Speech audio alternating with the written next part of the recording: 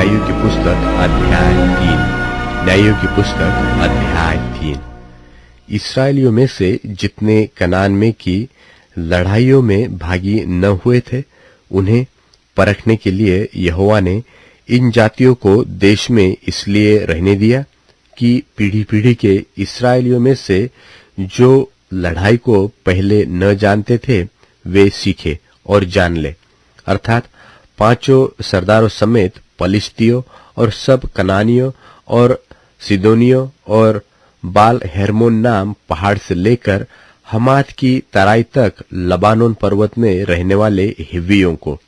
ये इसलिए रहने पाए कि इनके द्वारा इस्राएलियों की इस बात में परीक्षा हो कि जो आज्ञाएं यहोवा ने मूसा के द्वारा उनके पूर्वजों को दिलाई थी, उन्हें वे मानेंगे व नहीं।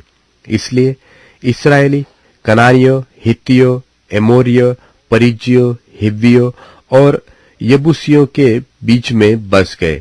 तब वे उनकी बेटियां ब्याह में लेने लगे और अपनी बेटियां उनके बेटों को ब्याह में देने लगे और उनके देवताओं की भी उपासना करने लगे। इस प्रकार इस्राएलियों ने यहोवा की दृष्टि में बुरा किया और अपने परमेश्वर यहोवा को भूलकर बाल नाम देवताओं और अशेरा नाम देवियों की उपासना करने लगे।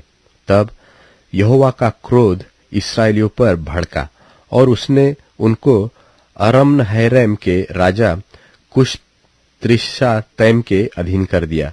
सो इस्राएली 8 वर्ष तक कुश त्रिशतैम के अधीन में रहे। तब इस्राएलियों ने यहोवा की दोहाई दी और उसने इस्राएलियों के लिए कालेब के छोटे भाई ओत्नीएल नाम एक कंजी छुड़ाने वाले को ठहराया और उसने उनको छुड़ाया।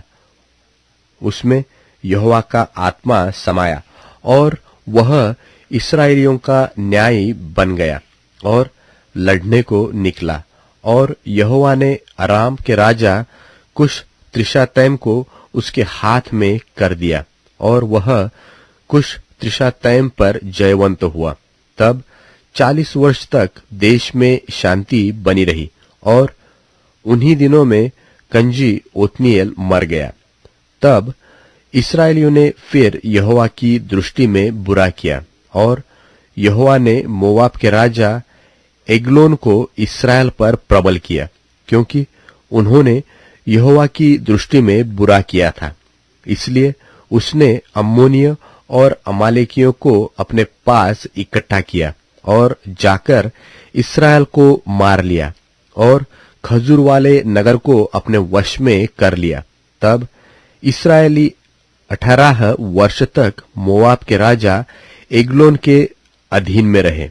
फिर इस्राएलियों ने यहोवा की दोहाई दी और उसने गेरा के पुत्र एहूद नाम एक बिन्यामीनी को उनका छुड़ाने वाला ठहराया। वह बेहत्ता था। इस्राएलियों ने उसी के हाथ से मोआब के राजा एग्लोन के पास कुछ भेंट भेजी। एहूद ने हाथ भर लंबी एक दोधारी तलवार बनवाई थी और उसको अपने वस्त्र के नीचे दाहिनी जांघ पर लटका दिया। तब वह उस भेंट को मोआब के राजा एग्लोन के पास, जो बड़ा मोटा पुरुष था, ले गया। जब वह भेंट को दे चुका, तब भेंट के लाने वाले को विदा किया, परंतु वह आप गिलगाल के निकट की खुदी हुई मूर्तों के पास लौट गया और एग्लोन के पास कहला भेजा कि हे राजा, मुझे तुझसे एक भेद की बात कहनी है। तब राजा ने कहा, थोड़ी देर के लिए बाहर जाओ। तब जितने लोग उसके पास उपस्थित थे वे सब बाहर चले गए। तब एहूद उसके पास गया। वह तो अपनी एक हवादार अटारी में अकेला बैठा था। एहूद ने कहा, परमेश्वर की ओर से मुझे तुझसे एक बात कहनी है। तब वह गद्दी पर से उठ खड़ा हुआ। इतने में एहूद ने अपना बाया हाथ बढ़ाकर अपनी दाहिनी जांघ पर से तलवार खींचकर उसकी तोंद में घुसेड़ दी और फल के पीछे मूठ भी बैठ गई और फल चर्बी में धंसा रहा, क्योंकि उसने तलवार को उसकी तोंद में से न निकाला, वरन वह उसके आर पार निकल गई। तब एहूद छज्जे से निकलकर बाहर गया और अटारी के किवाड़ खींचकर उसको बंद करके ताला लगा दिया। उसके निकल जाते ही राजा के दास आए तो क्या देखते हैं कि अटारी के किवाड़ों में ताला लगा है। इस कारण वे बोले, निश्चय वह हवादार कोठरी में लघुशंका करता होगा। वे बाट जोहते जोहते लज्जित हो गए। तब यह देखकर कि वह अटारी के किवाड़ नहीं खोलता, उन्होंने कुंजी लेकर किवाड़ खोले तो क्या देखा कि उनका स्वामी भूमि पर मरा पड़ा है।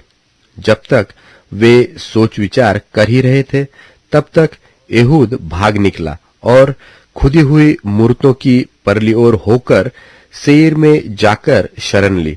वहां पहुंचकर उसने एप्रेम के पहाड़ी देश में नरसिंगा फूका। तब इस्राएली उसके संग होकर पहाड़ी देश से उसके पीछे पीछे नीचे गए और उसने उनसे कहा, मेरे पीछे पीछे चले आओ, क्योंकि यहोवा ने तुम्हारे मोआबी शत्रुओं को तुम्हारे हाथ में कर दिया है।